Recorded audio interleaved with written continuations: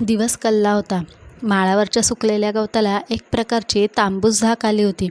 दुरळा उडवत जाणारी एसटी आत्ताच दिसेनाशी झाली होती आणि मागे उरली ती फक्त एक उदास शांतता. त्या शांततेलाही जणू काही स्वतःचा एक आवाज होता. दूरवर कुठेतरी एखादा कावळा कावकाव करत होता, तर शेजारच्या काटेरी झुडपातून एखादं चिमुकलं पाखरू पंख फडफडवत उडत जात होतं. उन्हाचा कडवटपणा आता ओसरत चालला होता, पण दिवसभर अंगावर बसलेली उष्णता अजूनही मातीच्या वासात रेंगाळत होती. बापू पायी चालत गावाकडे निघाले होते. त्यांच्या खांद्यावर एक जुनी पिशवी होती, जिच्या शहरातून आणलेलं नातवाचं खेळणं आणि घरासाठीचं थोडं सामान होतं. बापूंच्या पावलात आता तो जुना जोम उरला नव्हता, पण चालण्यात एक जिद्द होती. वळणावरच्या लिंबाच्या झाडाखाली पांडबा बसला होता. तंबाखू मळत त्याने बापूंकडे पाहिलं. "काय बापू, झाला का फेरा?" पांडबाने विचारलं. "वय, झाला की." बापू थांबले. त्यांनी कपाळावरचा घाम पुसला.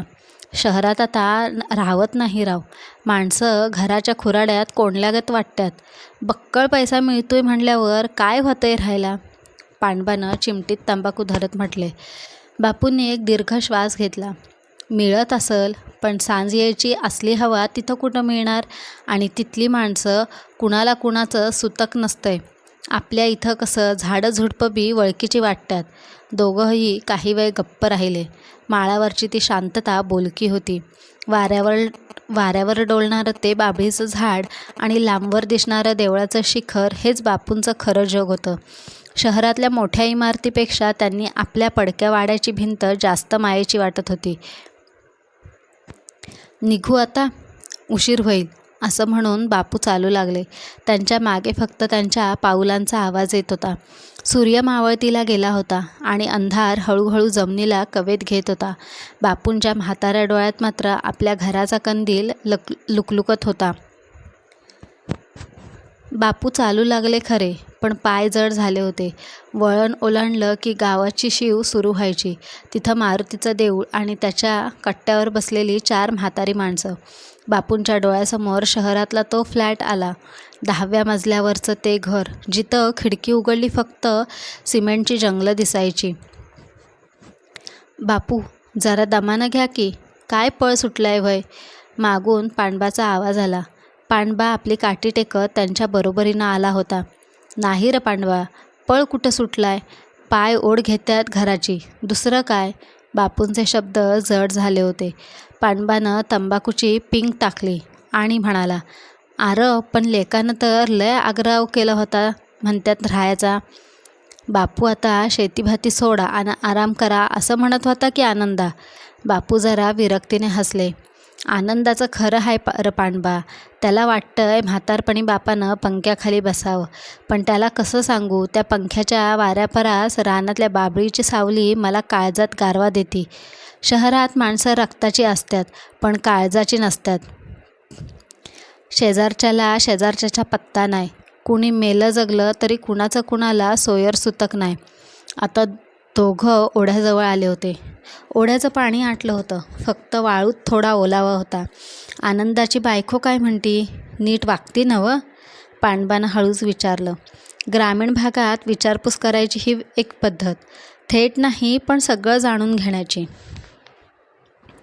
बापूंनी खांद्यावरची पिशवी सावरली.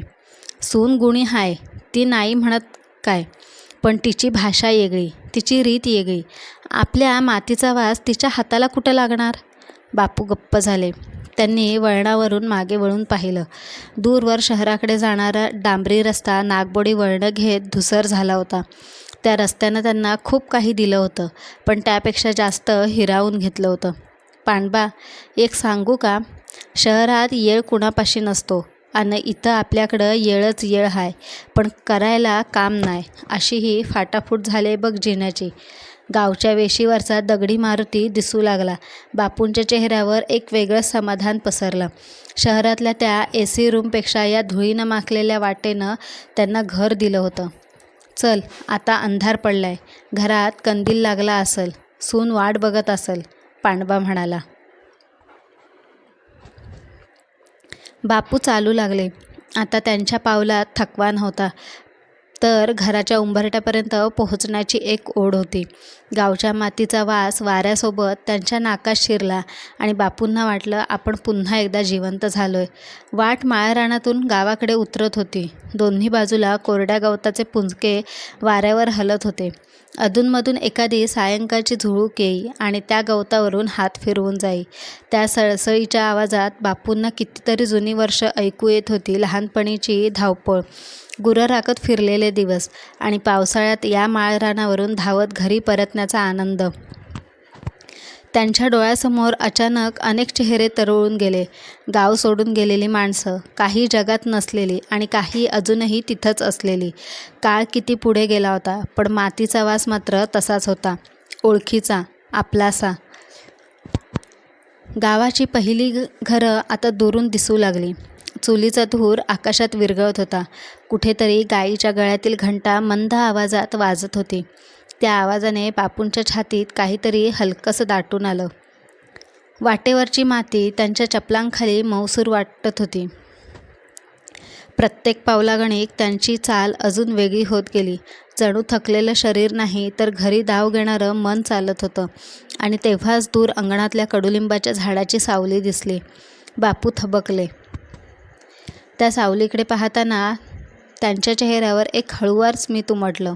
इतकी वर्ष दूर भटकूनही शेवटी माणूस जिथून निघाला होता तिथंच परत येतो, हे त्यांना त्या क्षणी अगदी खोलवर जाणवलं. वाऱ्याने पुन्हा एकदा मातीचा वास आणला. बापूंनी छातीभर श्वास घेतला आणि घराच्या उंबरठ्याकडे चालू लागले.